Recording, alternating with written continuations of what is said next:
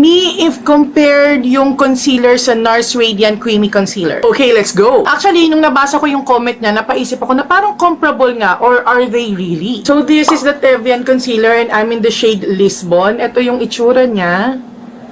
Ayan siya. And then this, the NARS Radiant Creamy Concealer. And this in the shade Maroon Glaze. Pero medyo dark sa akin to eh. Pero this is what it looks like.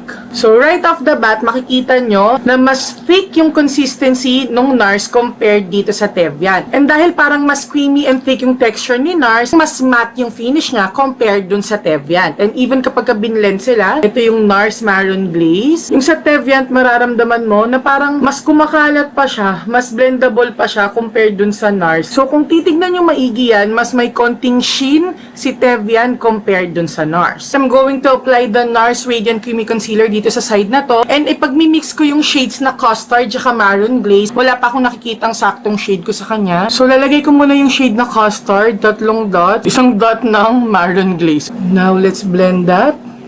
So, ayan, nakita nyo naman, comparing this to this, na-cover naman niya yung dark circles ko. Ngayon, maglagay naman tayo dito sa kabila ng Tevian. Again, I'm in the shade Lisbon.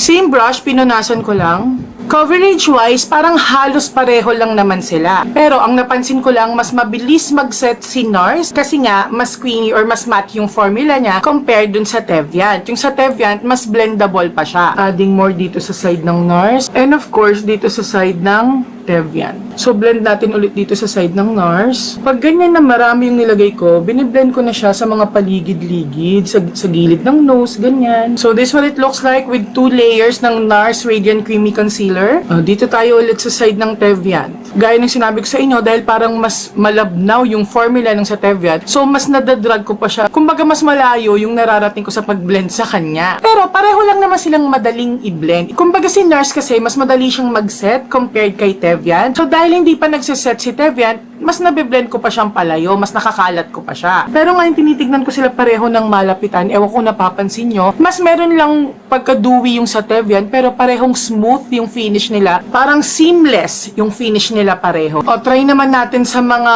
acne marks, okay? So, dito muna, kay NARS yung ginagamit ko. And then dito sa scar na to, yung Tevian yung gamit ko, okay? Una muna yung kay NARS. Na-lighten naman yung acne mark pero hindi fully na-conceal. Dito naman tayo sa Tevian.